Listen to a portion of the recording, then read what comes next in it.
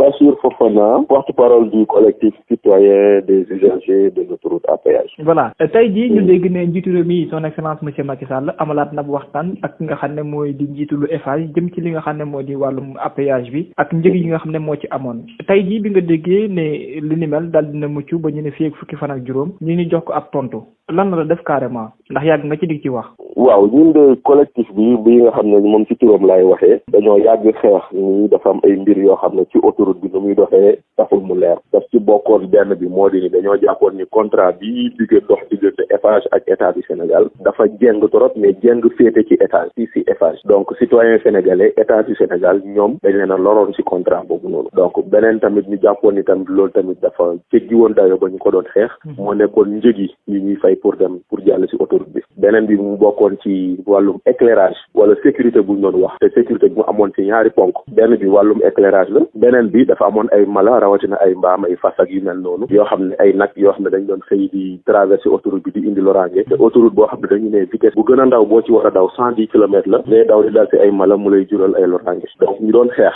léegi tey jii nii alhamdulilah boo jëlee autoroute bi gis nañ ni éclairage bi yokku na ndaxte tey jii bu njëkk ba auto éclairage bi poste Thiaroye la yemoon tey jii dem na ba Kër Massar donc tey jii nii alhamdulilah aussi ci ñaari at yi néew na looy gis ay mala yuy traversé autoroute bi loolu tam dañ koy rafetlu voilà léegi nag mu amoon yeneen ñaari point yoo xam ne am na benn bi moo doonoon njëg yi gis ngeen ni am na ñaar téeméer bu wàññeeku ci njëg yu njëkk yi parce que boo jógee woon Dakar di dem aéroport 3000 francs nga daan fay mais léegi yaa ngi fay 2000 francs ndaxte tronçon bu mujj bi dañ fa teggi 1000 francs waaye ba tey ñun jàpp nañ ni te ñu ngi xaar ci état du Sénégal bu dugalaat loxoom ñu gën a continuer pour que tronçon bii ñëw di gën a utiliser mooy diggante Dakar ak Diamniadio ñu wàññiwaat ko léegi nag loolu yëpp mu ngi woon tënku ci renégociation contrat bi kon nag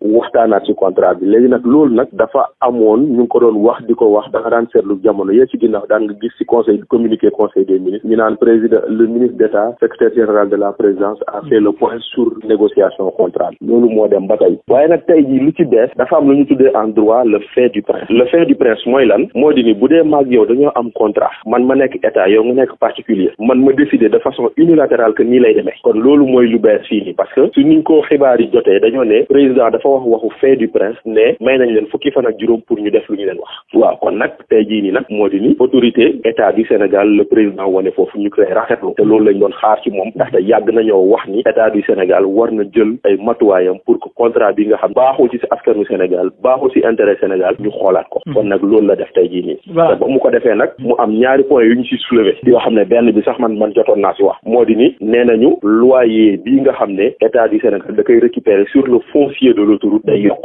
ndaxte da ngeen di xam ni avant ñuy wax waxu renégociation contrat ci fukki at yii ñu weesu Eiffage 10 000 francs la jox état du Sénégal mooy maanaam at bu jot 1000 francs pour 50 kilomètres de loyer loolu la Eiffage joxe kon bii yoon nag bu contrat bu bees bi duggee état du Sénégal day am 2% du chiffre d'affaires en termes de loyer léegi ñu ne maanaam bu état defoon bu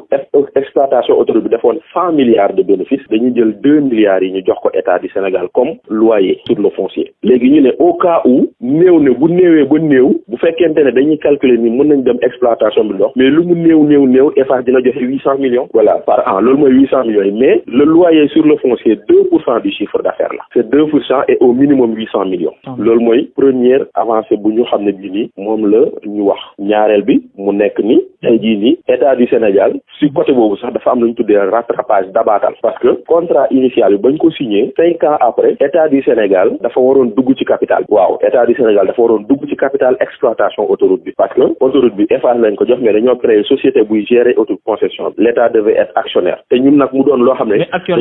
actuellement d'après ce qu'ils ont dit état dina mujjee nekk aussi actionnaire à hauteur de 25% ci li nga waaw loolu la ñu wax waaw parce que pour l'instant l'état n'est pas actionnaire pour l'instant état xam nga lan la am ci autoroute bi TVA bu ñu fay collecter impôt sur les sociétés ak yu mel noonu mais bu état nekkee actionnaire autoroute bi de 100 milliards de bénéfices par exemple état moom 25% yi voilà léegi nag loolu mooy lu bees li ndaxte état dafa waroon nekk actionnaire bu yàgg defuñu ko léegi état day jël 25% te ñun nag dañuy ñaax état mu weesu 25% yooyu xam nga lu tax autoroute bi boo ko jëlee nga jël autoroute bi lu tabax tali bi la ñu dédommager nit ñi pour ñu jóg la ñu defaraatee Pikine la ñu tabaxaatee zone de recasement bi lépp sur le tronçon Dakar ba aéroport c'est presque 500 milliards yu fa dugg presque waaw parce que 380 milliards la mooy premier tronçon bi 292 milliards mooy deuxième tronçon yaa ngi dégg xam nga loolu boo ko dajalee daanaka jege na 500 milliards léegi ci biir 500 milliards yooyu noonu boo calculer lu Eiffage dugal motul 20%. 80% financement autoroute bi état moo ko jox léegi nag yow noo mën a joxe 80% financement autoroute te nga am 0% du capital de la société. après nga am 0% ci retour. si capital société bi loolu nag moo tax ñun ñuy encourager état ni 25% yi pour ñun départ la. donc mais daal nekkul loo xam ne lu doy la ci li ngeen di séntu. déedéet doyut sëñ bi mënoo joxe si ñu laaj la ñaar téeméer yow nga joxe téeméer ak juróom-ñett fukk kenn ki joxe ñeent fukk rek mu jël lépp yow nga toog loolu kay moom kenn waru ko mën a seetaan. kon tey da nga jàpp carrément que ni malgré renégociation bi nga xam ne ba jox nañu délai nekkul loo xam ne lu doy la. déedéet ñun pour ñun état du Sénégal dafa war a dem ba 40% du Qatar loolu mooy benn bi. donc da ngeen di xaarandi ñu gën a defaraat négociation bi wala. dañuy xaarandi ñu yokk parce que lii première négociation la. premier pas bi dañ koy rafetlu di ko saluer waaye bu ñu si yokkaatoon yeneen ñu ko gën a kontaan te yeneen yu ñu si war a yokk moo di ni tey jii nii état du Sénégal war na mën a dem ba 40% du capital ndaxte boo ko jëlee ci beneen exemple port de Ndayane bii ngeen di dégg on parle de 840 millions de dollars d'investissement DP World day dugal 80% du financement état du Sénégal dugal 20% te pourtant état du Sénégal dina am 40% de la société léegi yow fii nii nga dugal 80% du financement nga am 0% de la société kon nag mu doon loo xam ne lii nii loolu pour askanu Sénégal la parce que dividende yoo fa mënti am lu mu la jural day tax nga mën a tabax école hôpital ak leneen jël leen ko rek ci foncier bii nii bu doon 800 millions lañ ko calculer ci fukki at yi 8 milliards la mais 8 milliards la xanaa mën na tabax hôpital. voilà mais tey jii nii est-ce que tamit négociation bi nga xam ne ci njiitu réew mi parce que peut-être que moom mën na am opportunité bi daje ak DG bi nga xam ne moo di bu Eiffage mais est-ce que mën nañ xaarandi comme tey yéen seen côté une fois que loolu aboutir fii quelque temps bu amatul li ngeen di sàkku ngeen yëngalaat wala ngeen jéem a gisee. ak non ñun moom xeex bi ñu ci dañ ci sóobu ndaxte dañoo jàpp ni sénégalais yi la ñuy xeexal man personnellement mooy combat bu nga xam ne moom rek laa dugg chaque fois que bu ma jaaree ci autoroute bu gis lamp yi tàkk rek damay sant yàlla am satisfaction ma ne xeex naa ba lii am kon nag yeneen ak yeneen ñu ngi ñëw mais ñun dañuy continuer di xeex ndaxte dañoo jàpp ni lu normal waru fee nekk dinañ ko xeex ak suñu ay moyens bu laajee ñu yëngu-yëngal dinañ ko def lu mu laaj ci action ñun pare nañ pour def ko pour que sénégalais yi ci autorités yi rawatina ak ñoom Eiffage ñiy yor autoroute bi ñu xam ni ñun pare nañ pour jàmmaarloo ak ñoom ba ñu keroog ñuy am lu ñu bëgg mais nag incha allah bu fekkente ne mbir day dox nga am ay jéego da ngay apprécier lu nga am jël parce que négociation noonu lay demee boo demee ci wàllum syndicalisme dañ la naan boo laajee fukk ñu jox la ñaar ci ñaar yooyu ba pare balaa ngaa laajaat leneen comme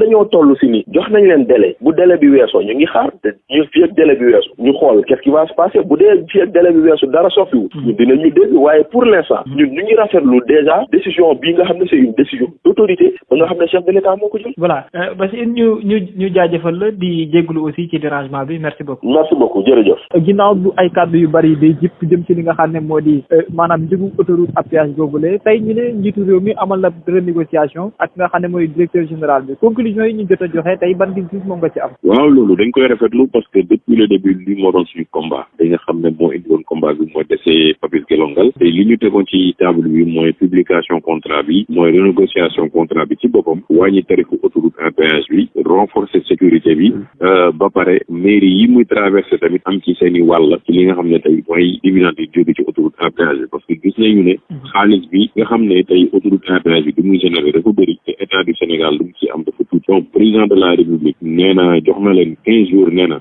pour que contrat boobu ñu mën ko signer renégociation boobu ñu mën ko signer parce que dafa convoqué li ñuy wax le fait du prince mooy ne gis nañu ne li autoroute à péage bi dafa di généré dafa jéggi dayoo donc waruñu mën a xaar ba contrat bi jeex pour ñu renégocier ko loolu moo tax muy obligé autoroute concessionnaire bi mu toog ci table bi ñu revoir la termes et conditions de l'autoroute. tey jii li nga xamante ni moo tukkee daanaka ci boobu la renégociation daanaka ñu ngi wax lu toll ci au lieu de 10 000 de 800 millions par an est-ce que loolu doy na ci sa gis-gis. waaw loolu dafa du 800 millions yi rek. li ci njëkk mooy. état du Sénégal dafa décidé dugg ci capitalu autoroute à péage bi à 25%. bu ci duggee mooy moom dina mën a am bët ci lii di am ci gestion autoroute à péage bi bokk tamit ci conseil d'administration autoroute à péage. deuxièmement 800 millions yi pour indi mooy taxe foncière bi avant 1000 francs la woon. ñu yóbbu ko tey ba 800 millions par an indexé ko ci chiffre d'affaires bi mooy lan mooy li gën a tuuti mooy autoroute à péage bi par an war na fay 800 millions de taxe foncière mais mais mën nañu xool chiffre d'affaires bi ne bu bëree ba bëri mën na dem ba 1 milliard 2 milliards ça dépend du chiffre d'affaires bi ñuy def. Troisièmement mooy li nga xam ne moom compte séquestre bi parce que dañu ne woon trafic bi plus de 50,000 véhicules lañ ko fixé woon ëpp na ko entre 25,000 ba 50,000 léegi plus-value bu nga xam ne ci recette bi dañu ne woon dañ koy def ci benn compte séquestre boobu état bi mu ci woon accéder pour par exemple je pense d'ici une dizaine d'années maximum 15 d'années loolu te président de la République nee na loolu dañ ko dindi supprimer ko parce que dañuy bëgg accéder ci ressources yooyu te raison yi nga xam ne moo koy poussé pour mu def loolu mooy tey dëkk bi dafa soxla xaalis mënuñu ñu xaar lu toll noonu donc loolu tamit ci ay raisons yi nga xam ne tey poussé na chef de l'État teg leen ci table yi am na ñuy amoon déjà ñun en tant que collectif ñu gis ne def nañ ko te loolu combat bi la woon mooy lumière yi def nañ ko CECA autoroute bi tey Eiffage mooy def tout éclairage au début dañ ko bañoon gis nañ ne wàññi nañu 1,000 francs te loolu ci état bi moo ko séddee pour wàññi ko mais am na yeneen yoo xam ne état bi war na ci mën a bàyyi xel pour que rendement autoroute à péage bi gën a mën a jëm Sénégal. lu mu ñu war a gën a bàyyi xel noonu ci sa gis-gis lan la carrément dafa am lu manqué loo xam ne ni bokkul ci négociation yi ñu amalaat wala. waaw mooy tey fexe ba li nga xam ne mooy appel d'offre yi ak entretien routier bi nga xam ne autoroute à péage bi ñu ngi koy def les Sénégalais exclusivement lañ ko mën a def pourquoi parce que day loolu du ingénierie bi en terme d'entretien de l'autoroute Sénégalais yi mën nañ ko wér Eiffage dafa jël ay entreprise yu mu créé boppam ñooñu lay facturer ñuy entretenir autoroute à péage wala des sociétés françaises yoo xam ne ñoom ñooy bénéficier ci entretien ak autoroute à péage boobu donc xaalis la boo xam ne tey boo moytul dañuy gonfler chiffre d'investissement bi ñuy def annuellement pour wàññi ko ci bénéfice net bi loolu tamit état bi comme dañuy wax contenu local dans le secteur minier di wax contenu local dans le secteur pétrolier et gazier mais loolu contenu local la boo xam ne moo gën a yomb ci Sénégalais yi pour ñu war ko mën a def bénéfice boobu def ci dëkk bi entreprise sénégalais yi ko jëriñ. lu ñëwal contrat boobu la tey ji yow amul daal mën nañu jàpp daal ne lépp daal baax na fu mu toll nii. non baax na premier pas la ñu ngi koy rafetlu bu nekkee ci la parce que ouverture la moom moo doon suñu combat mais ji xamul parce que objectif bu état bi normalement mooy tey mu dem ba mën a récupérer 40% wu capitalu entreprise bi parce que seen xaalis récupéré nañ ko déjà bénéfice rek la ñuy dundee fi mu ne nii état bi war a bàyyi xel ci expérience bi mu génne mooy bépp entreprise boo xam ne dafa war a def concession état bi war na ci bu jël ci paaram war a mën a dee parce que ci situation bu mel nii loolu dafa war a daf ci war a bàyyi xel communes yi tamit war ci mën a bénéficier wu loolu waxoon nañ ko donc fu mu ne nii combat bi ñun dinañ ko continuer de mais pour soutenir état bi pour renégociation yi war a mën a antu mais il faut ñu continuer suivi bi pour xam ne instant yi effectivement le peuple sénégalais mu ngi gagné xaalisam bi mu investir ci autoroute à péage.